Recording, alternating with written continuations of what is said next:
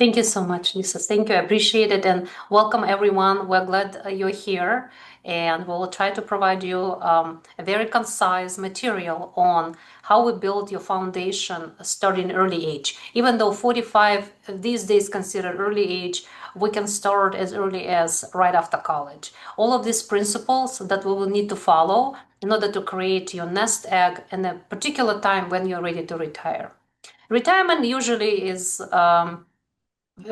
comes with different tastes, different age, different times, different places. So we can't say that every person will retire at the same time. But regardless, we would like to make sure that when you're retiring, you have enough saved, accumulated, and positioned in the way that your money will last a lifetime.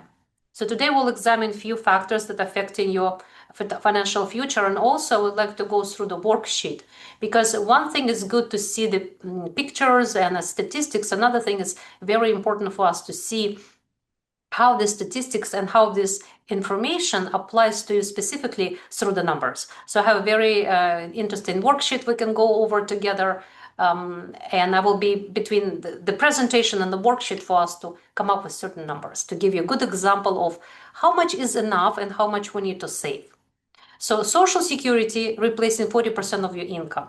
Because of that, this is the purpose of the presentation, to say, well, how we're going to cover remaining 60% of the income, and how we can achieve that 60% income replacement in a certain period of time.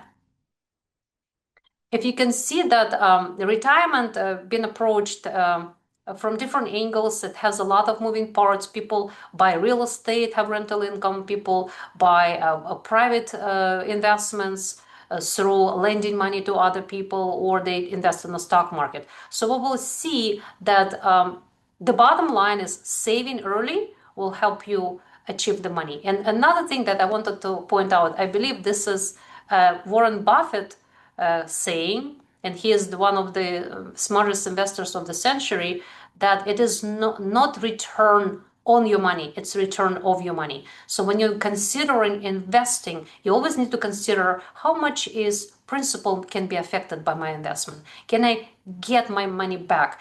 Am I risking a principal on a long-term basis? So it's very, very important, because couple of wrong financial decisions about investing can really set you back a few years.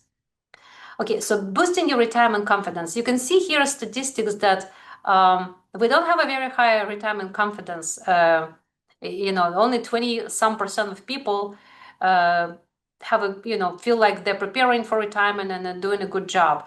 A lot of people feel not confident. Somewhat confident. We have 43%, and not too confident. So you need to ask yourself where you're at on the scale and how can we move you toward confidence. Okay, so obviously the reason we need to save, because generally we have about 30 to 35 years in retirement. If you retire in 65, your life expectancy is 95. You'll spend 30 years in retirement. In 30 years, you can see that it's exactly 30 years here. The cost of goods and services can double in price. So when we invest, we need to be understanding that we need to invest at least with inflation adjustment, with a rate of return that equals the inflation. And what is the current inflation today, right? So we know it's a little higher than before in the last 20 years. So we need to probably count on at least 2.5% inflation rate on an annual basis. Two ways to saving is adjusting your lifestyle, and also how much money you'll be needing in retirement based on where you live. So we'll discuss that in a moment. 5 steps to help achieve retirement saving success. Choose your saving vehicles, start early, increase your savings rate whenever possible with inflation. Don't forget about healthcare expenses, which could be very high if you retire early before Medicare comes in. And seek professional help if you're not able to keep yourself on track. Savings vehicles these days are broken down into 2 parts, actually 3 parts. One is pre-tax money, which is 401k IRA. So make sure that you're maximizing your 401k contributions. We're toward the end of the year, and I'll give you some numbers. So if you are under 50 you can put away 24,500, and if you look at your paycheck, you should see that you are on track to make that contribution under your 401k deductions. If that number is lower, I suggest increasing that percentage in order to get tax deduction and also save money for tax. If you're over 50, then in addition to 24,500, you can put additional $7,500 called catch up. It's only available to folks over 50 years of age. Now, the recent law passed legislation allowing for people between age of 60 and 63 to make a special catch-up that is not $7,500, it is $11,250. Now, between your pre-tax employee contribution that available to every month before age of 50 plus your catch-up, people who are between 60 and 63 can put away $34,000. And if you're not doing it, you are maybe paying too much tax on your W-2 wages. So it's very important for you to review your pay stub and see if there's a possibility to make an adjustment to put a little bit more money away, which will A, save you in tax, and B, give you opportunity to retire. Another vehicle that is very popular but not available to everyone because of the limitations of the income is a Roth option. If you're making over certain thresholds, you're not eligible to make Roth contribution directly, and the only way for you to make Roth contributions is within your 401k. If you're making 401k pre-tax contribution and also Roth contribution, please keep in mind that you are tapping into that maximum limit. So if you are planning to take the largest tax deduction, then you might want to take advantage on the entire $30,000 if you're over 50 pre-tax contribution, and only consider Roth if you're in a lower tax bracket. So a lot of my clients splitting it between pre-tax and Roth 401k. By doing so, they are overpaying income taxes because the Roth contribution is not tax deductible. So my recommendation is always try to do most on the pre-tax and then doing Roth contributions in the years where your adjusted gross income drops, or when you retire, and we can do IRA to Roth conversion at a low rate. So Roth is a great account, but you need to be careful and understanding how it works in order for you to not overpay your taxes while you're working and in a higher tax bracket. Another vehicle which is we will touch on is your non-retirement asset. Very important bucket and very, very important vehicle to consider, because this is the money where you can tap into regardless of your age. You don't need to be 59 and a half. You don't need to worry about penalty. This is basically your savings that you invest with the midterm to long-term time horizon. And that money would be something that you will take out or carve out of your cash flow. Example is, the monthly budget is on all the expenses, including mortgage, is $5,000. And your income that comes to you is $10,000 through W-2 wage after federal and state deduction. Then you have $5,000 disposable income. Imagine then $2,000 a month goes toward 401k, right? That will be your $24,000 if you're before 50. You have $3,000 left. So $3,000 can be broken down into two parts. Half of it can go toward your regular savings to save up money for emergencies, and another half can go into your brokerage account that can be invested according with your goals and objective. If you're planning to buy a car in 1 year, maybe you put money in something more balanced, less risky investment. If you don't really need this money, you just want to save it for retirement, fantastic, you can put it into stocks. So those vehicles are very important for you to keep on coordinating between each other, because we want to have pre-tax bucket, after-tax bucket, which is Roth, and also bucket that's your savings that's been invested.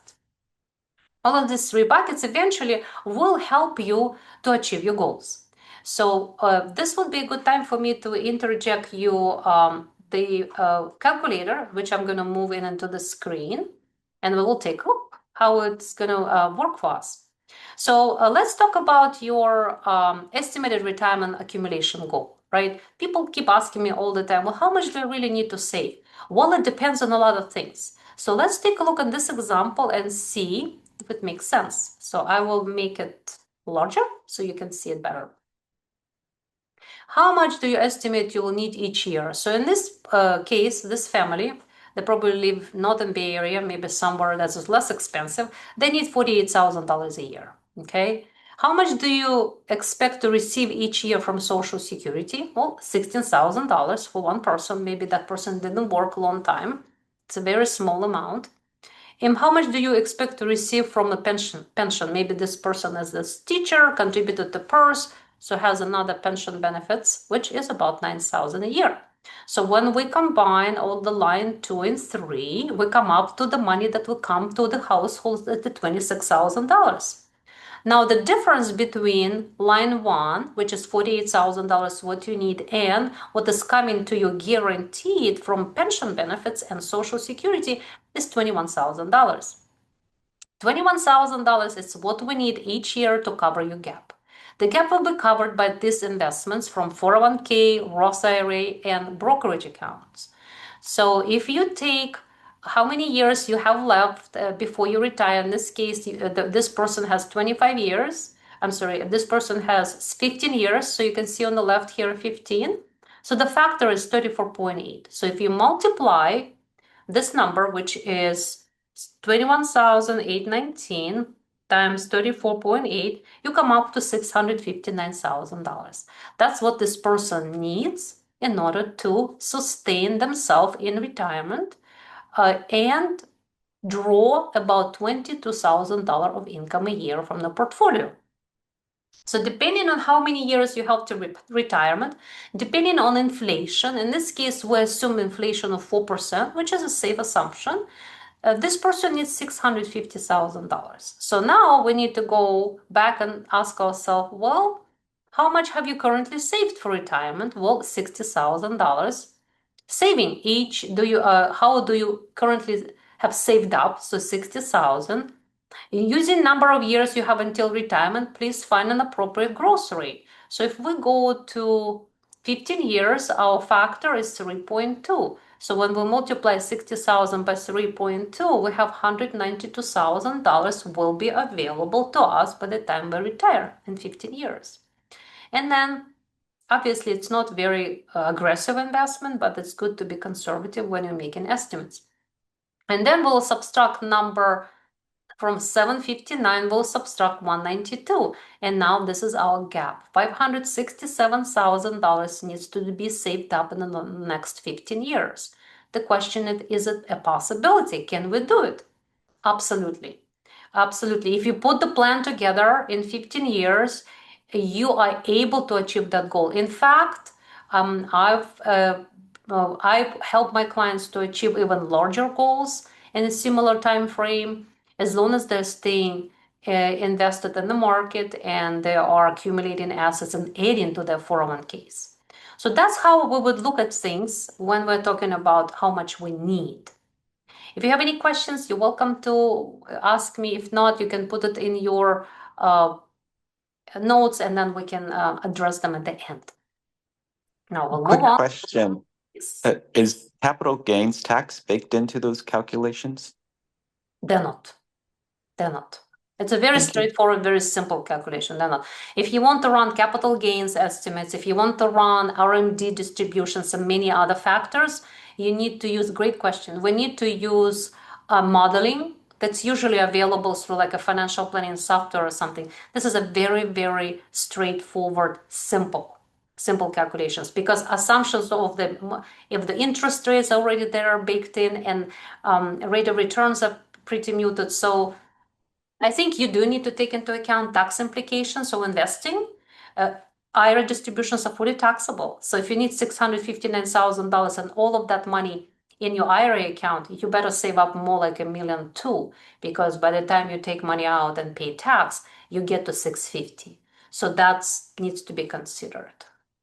So the vehicles that you're choosing for investment, including capital gains, that needs to be part of that. All right. So now we talked about IRA accounts, 5 steps to achieve retirement savings continues to, review of rule of 72. It's a really fun rule. It's not a rule I would use in my planning, but what's interesting, a lot of people, 80% of people I see is either have a lot of savings because they really don't know what to do with the money, or on another side, they have savings that earn them 3% and they have very risky investments that 100% stocks and nothing in between. But what's interesting is if you're earning 8% rate of return in your stock bucket, you can double your money in 9 years. Assuming this is 8% after fees, right? After investment company fees and your advisor fees and etc. If you're earning only 4% in savings, then it takes you double that amount. So you need to have appropriate buckets, not too big and not too small, to allocate savings or short-term goals into a bucket that earns you only 3 to 4%. But the rest of the money need to be allocated somewhere that maybe you can tap into that account if you needed to buy a car, to make a large trip, to pay for gifting, and that maybe time horizon for that money is less than 10 years. Then you can assume 6% rate of return, and if you don't touch the money, you will double it in 12 years. But if you need it, you can take it with least amount of risk. If the market declines, you still have bonds or conservative investment in that bucket. And then whatever has a time horizon longer than 5 to 7 years. And why I'm saying 5 to 7 years? Simply because if we go into recession, example is 2007, it took us 3 years to come out of recession in the stock market. The recession started sooner, but the stock market took longer because the dive was so deep. It took it 3 years to recover back to the same values. That means we need to have 3 years worth of reserves and 3 years worth of money that we would not touch money invested in stocks and sell it at the wrong price.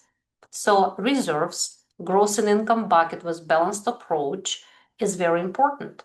And then the remaining of the money then can be kept in something long term where you can afford volatility and risk. Increasing your savings rate is a really matter of running your budget. So I would suggest people who not tracking your budget, which many people don't, it's a very daunting task.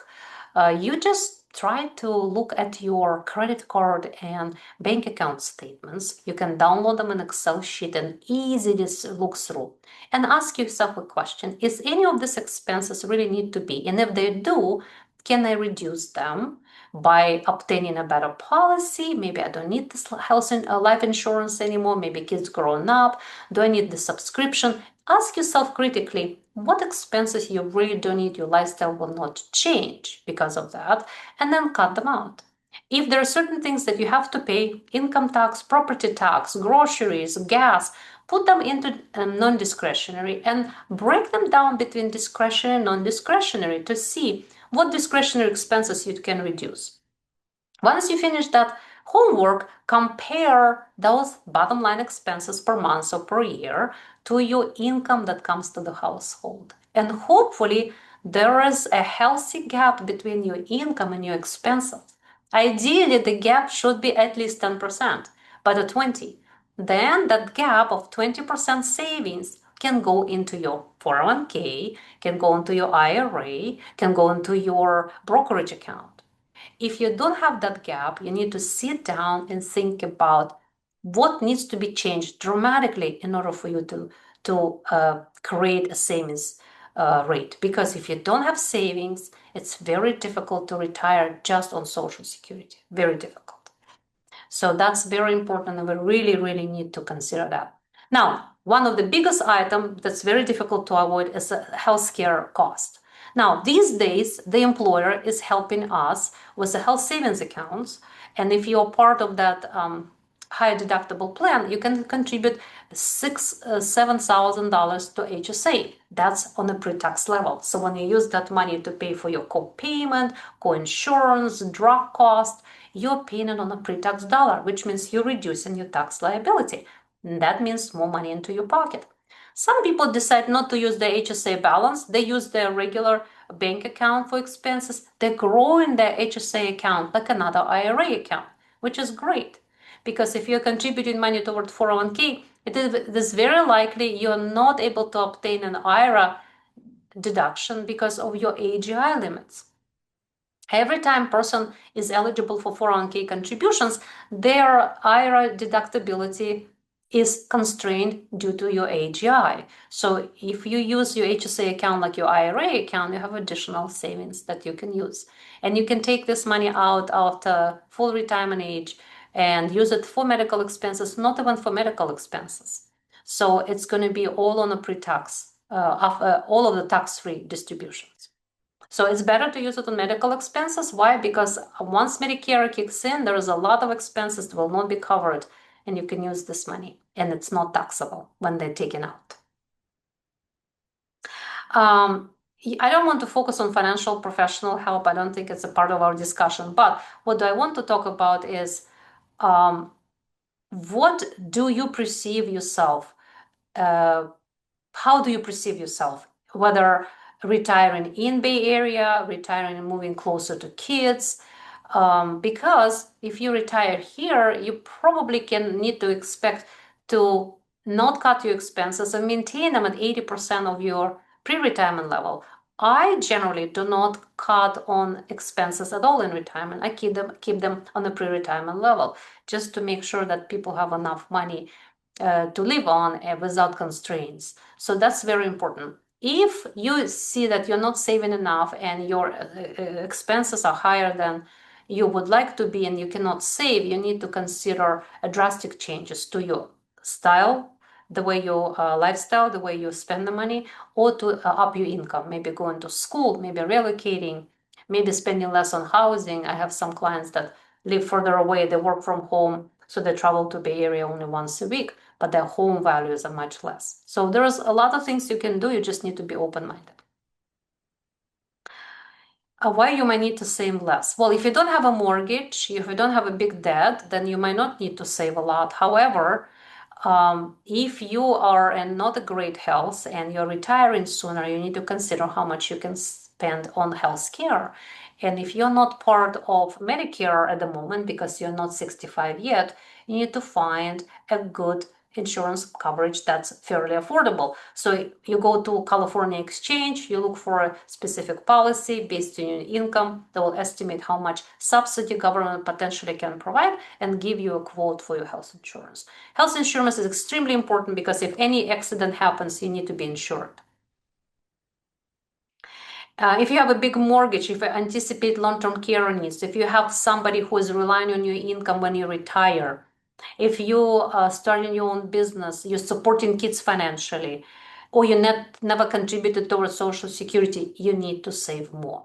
It's very important, and that number needs to be larger than the regular nationwide numbers because Bay Area is by at least 10% more expensive than the other areas in California, and is definitely by far more expensive than other areas in the United States. Retirement savings benchmarks in your 20s, 7 to 10%, that's reasonable. In your 30s, 10 to 15, especially if you haven't saved in your 20s as much. In your 40s and you're starting just now, you moved to this country, you're a professional, you're in your 40s, you really need to start catching up. So you need to save 20%. And if you're starting really, really late, I actually would say 20% will not cut it. You probably need to save more than 1/3 of your money in order to catch up.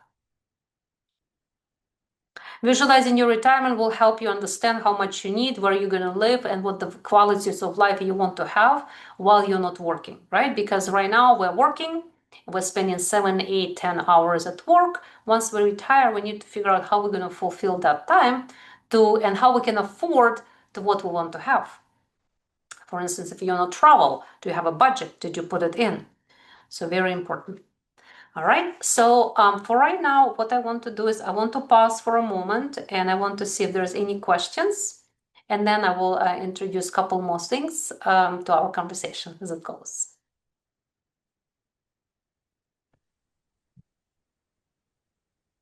Hi, this is Greg. I asked it in the chat, but I figured I could say it out loud. Sure. So And I can also read.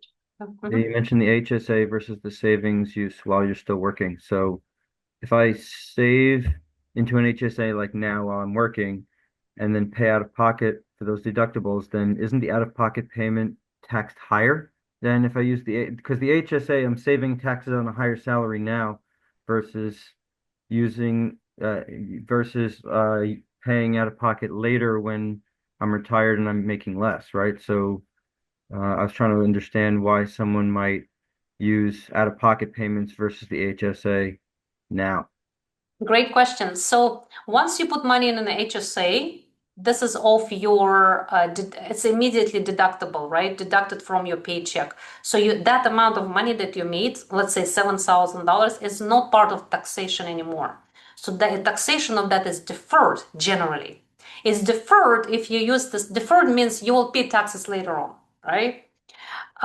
So right now you're in the highest paying years, assumption, because let's say you're professional in your 30s or 40s, you're making a ton of money, you're expecting not to make as much once you retire. Fair assumption, right? So we need to make sure that we are deducting as much as we can when our tax bracket's at its highest, which means now. Once you retire, if that's an HSA money and you use this money for a qualified medical expenses, these funds that are taken out will never be taxed. Never. However, and these funds will grow. They put 7,000, you put it in S&P, 20 years from now, you never touch the money, that's $14,000 right there. And every penny from that for medical expenses, including gains, zero tax. But if you use that money for non-medical expenses, then after 59 and a half, there is no penalty to take it out, but you have to pay tax. That's the difference. So it generally serves like an IRA. So then, yes, the question is, well, hey, I'm taking money out at this rate. Is this rate I'm taking it at is a lower rate than the rate than when I start making contributions? A lot of time the answer is yes, but not all the time. Not So all the time. I guess the thing so for the HSA, I mean, I would only use it for qualifying medical, like a deductible, for instance. So I'm on a high deductible plan. So say it's $7,000 is the maximum out of pocket payment for a whole year. So if Uh-huh. I'm saving 7,000, then by the end of that year, I spend that full 7,000 out of pocket anyway for medical expenses. Reimbursing myself using the 7,000 from the HSA Uh-huh. is better than saving it and using the out of pocket, which is already taxed, right? Exactly, Okay. exactly, right. I thought you were Exactly. saying something differently. Okay, Right then now, I was giving you much larger spam of the life of that account because if you don't use it, what happened to it? But it's still better because you're taking pre-tax dollars and using it versus you imagine 7,000 it's before tax. But if you don't use that account and you put 7,000 in your savings, you have to pay tax on the 7,000, another $1,000. Then in reality, in your pocket is only 6 grand. So it's better okay. to use it on the pre-tax level. Yeah, Okay. either way. Even if you're in the lowest tax bracket, it's still better to save $100 than not to save $100. Okay. Thank you. You're welcome. Any other questions? I can also look up the chat real quick. Let me see. Okay, I'm opening the chat. Okay. Yeah, there's nothing else in the chat right now. Okay, thank you. All right. So the HSA question was there. Well, what we can talk about it since we're end of the year, maybe we can do a little bit of checkup. And checkup is generally what I like to do with my clients before end of the year, making sure we're not missing on anything. Because once year is closes, we cannot go back. The number one for those are 45 plus who are working is making sure you optimize your contributions into 401k. This is the balancing act between your cash flow, how much you can put away, and how much you're eligible for. Remember, if you're before 50, it's only 24,500. Over 50, you can put away by far more. It's 24,000 plus 7,500. So it's $31,000. So go to your paycheck, most recent, take a look if you are on track to meet those requirements. If you're under it, see if you can up the amount just to kind of get yourself as close as possible to the goal. If you're between 60 and 63, then you can put away a little bit more, which is 34,250. And it would be fantastic if you can put all of it away because it's all tax deferred and not taxable to you on a tax return. So that's number one checkup for making contributions. Please dig further into your paycheck. Look at your paycheck to see how much you're withholding, federal and state. Take a look at those numbers and divide those numbers by year-to-date total federal earnings you have, right? Let's imagine that you made 200,000 and your federal tax withholdings is 50,000 year to date, right? So if I divide 50,000, what you paid by $200,000 income, gross income, you paid 25 cents on a dollar or 25% of your money to federal government. Now go back to your tax return for 2024 and look at the summary to see what is your effective tax rate. Find out your effective tax rate. If your effective tax rate is 20% and you're paying 25%, you're overpaying to the federal government, given that your income is the same level, right? That's very important to know. If it's different level, you have to estimate it differently. If your effective tax rate is 30%, you're paying only 25, don't be surprised you'll be owing taxes. As long as you don't owe more than 90% of the previous year taxes, you have no penalty. So there is a balancing act. Why it's important? Because if you're overpaying, you're constraining yourself on a cash flow, what you could have done investing money somewhere else. If you're underpaying, there might be a penalty and potential big tax bill in April. So you always need to pay just right. And if you pay just right, there is no stress going into a new year and owing money to IRS. Uncle Sam is more forgiving than Franchise Tax Board, California. California would penalize us if we're underpaying. So we always need to make sure we pay on time. So that's the item you need to take a look at. The second item, or the second and third and fourth items, usually the items that you want to look at of other deductions. It could be certain deductions you might not need. Legal, subscriptions. It could be dues that you're not paying. It could be something you don't need and it's been there. It could be life insurance you might not need anymore because kids grow up. Or it could be too much of maybe you're overpaying healthcare premiums. Maybe there is a better plan. November is a time where people re-enroll a new plan. Maybe examine which plan might be the best for you and your family. So do itemized examination of your paycheck. Why it's important? Because if you can optimize what's leaving the paycheck before you get it to your bank account, you can potentially discover additional money you can put away. So that's very important. This is where everything starts. You're earning money, $10,000, you only see it in your bank account for $4,000. Well, that's not a lot really to save. So see if there's any item that can be improved. I do a lot of this analysis just to get my client, when I do financial planning, to get my client idea, how can you optimize this, right? How can we not squander the money where they don't need to go? So that's the second checkup we're doing. The third checkup would be something for us to think about. If I have time during the holiday season and I can pull up my last 3 months worth of credit card and bank account statements and take a look what the items I might be paying that I really don't need. And can this amount now automatically go from my bank account, checking account, that's all the paycheck is going, into an account that I actually put a special name. I nicknamed that account called my goal, vacation, second property purchase, gifting, trip, another car. So you can create as many savings accounts as possible, nickname them, and then start shuffling that money into those accounts. It's a very psychologically relieving way for you to say, okay, if I already paid enough taxes and I put enough into 401k, now I can focus on allocating certain dollar amounts toward those goals. And you start to see those numbers grow. But how do they grow? Only if you don't spend all you make. So examining your expenses are very important and gives you a very good understanding where you're going. Having control over it is very important. Maybe use some software, use some apps to help you track it, or just do simple Excel sheets. So end of the year, sometimes credit card company charge you, but it's not you to charge. That's good to know. That's good to examine. So that's the third thing we do. And the last thing we do is we plan for the new year. We will look at to see what your taxes were in 2024. Did you overpay, underpay, and how now your taxes look in 25? Because we kind of know your income, you know your withholdings, and we need to get ourselves an idea, are we going to own any income and federal tax? And if the answer is yes, the question will be where are we going to get the money?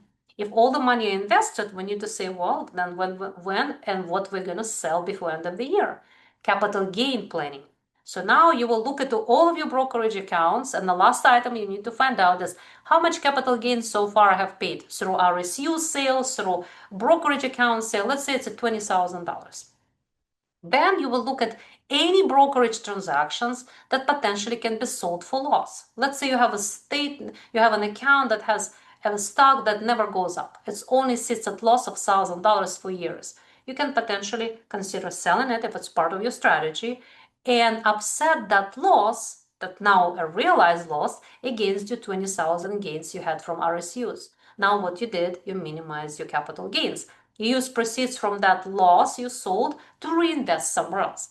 So by doing so, you're optimizing all of your taxes before end of the year. And when new year comes, you're already prepared, you know what's coming, you know your taxes due, you know you optimize your investments, you know your capital gains, so you're in good shape, move forward. So that's kind of my suggestion, recommendation, maybe a wish for you to spend a little bit time before end of the year taking care of these things. All right. Any other thoughts and questions? We'll be happy to answer. Thank you, Larysa. Avila asks you to verify that only earned income from a paycheck can go into an IRA. Yes. So let me clarify though. If you don't have an earned income, let's say you have a rental income, that's called passive income. That income cannot be used toward your IRA contribution, correct? If you have an earned income, tips, tutoring, doggy sitting, W-2 employer income, anything that's earned, all of that income to the penny can go to the IRA. The question is this going to be deductible or not? That depends on your adjusted gross income level and whether you or your spouse been covered by the 401k retirement plan. Then deductibility can be determined if this IRA contribution is deductible or not. If it's not deductible, then you might want to put money into Roth. But Roth also has AGI limitations, right? So yes, if you have earned income, you're eligible to put money into IRA. By the way, you don't have to save money specifically from earnings to put money there. You can take it from any savings account and put it on IRA as long as you can prove to IRS, yes, I earned $4,000, all four can go into IRA. I earned $10,000, well, $7,500 can go into your IRA. And the second question you need to ask yourself is it going to be deductible or not? Am I saving money on tax? Okay, thank you. You're welcome. I don't see any other questions. If you have any questions, feel free to unmute yourself and ask Larysa directly or enter your question in the chat.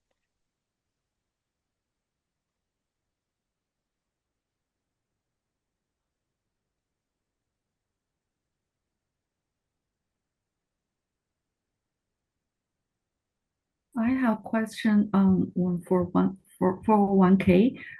If I withdraw after 62 years old, they said companies that they deduct. No, they I have to pay 20% tax for that withdrawal from my 401k. From your 401k? Yeah.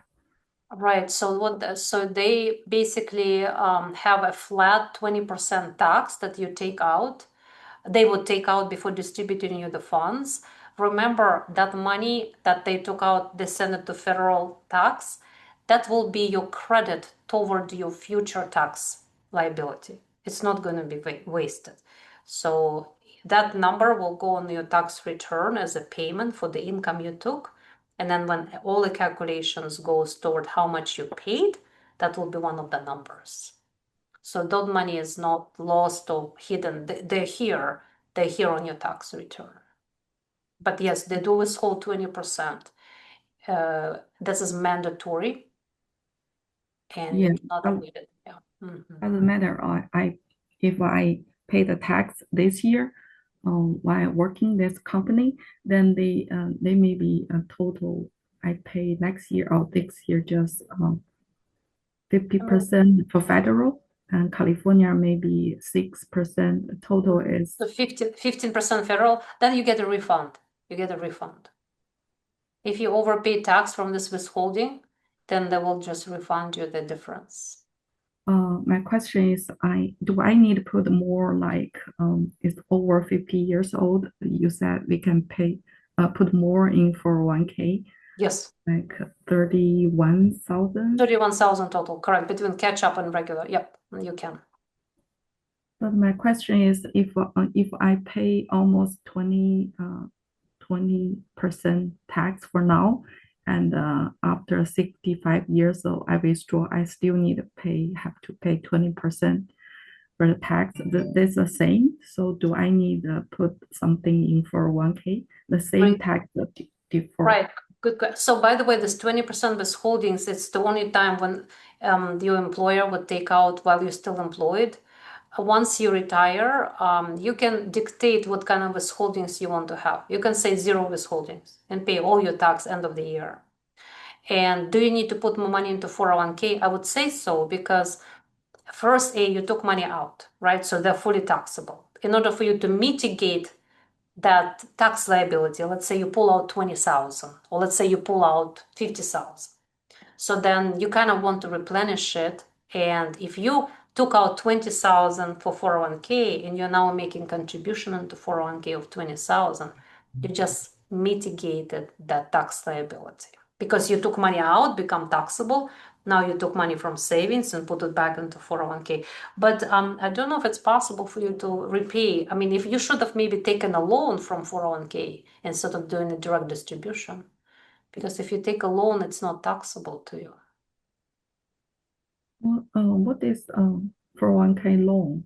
Oh, It's a loan that you take against your own account, and it's not taxable, but you have to repay it within a certain time. So it's not taxable, and your employer will allow you to take money out, and they'll set up a repayment schedule for you. okay, thank you. That might be a good option. Thank you. All right. There's one question. Is a Roth IRA rollover beneficial to do while in a high tax bracket? Roth IRA, so basically conversion from IRA to Roth, if I understood it correctly. Yeah, yes. So if I you do think so. IRA to Roth conversion, it is not beneficial to do in a high tax bracket. So when you're working full time, the entire year, it is not beneficial. No, absolutely not. Because unless you become somehow a multimillionaire with a lot of income in retirement, IRA to Roth conversion are beneficial when you do not have earned income for at least some time in a year. I had a client who asked me, I want to do Roth conversion because I haven't worked for 6 months in a year. And my tax person told me that's a good time to do it. And I told him, we looked at the numbers. I was telling him that it's not beneficial. And I was able to show him why, because his wife works. Yes, he only worked 6 months in a year. So the income dropped by his 50% income, right? But nevertheless, combined family income is still a higher income than the income they will have when both of them retire and stay on Social Security. So I showed him that when he retires and he doesn't claim Social Security, that year will be the best year to convert IRA to Roth because he's the lowest bracket. So you have to look at it. But generally, it's not a good time. No. Thank you. Thank you. Any other thoughts, questions? So the Social Security benefit is considered earned income. It is, no, it's not. It's pension. When you have Social Security, you cannot make contributions to IRA. Earned income is you exchange your labor on the money you get paid. Either self-employment or it's an active duty. So pension benefits, Social Security benefits, rental income, it's all passive income. So you cannot make contributions to IRA based on that income. Okay. But I don't see any other questions. So with that, I guess we can conclude. Thank you so much, Larysa. You're so welcome. So welcome. Yes, thank you so much and happy holidays to everyone.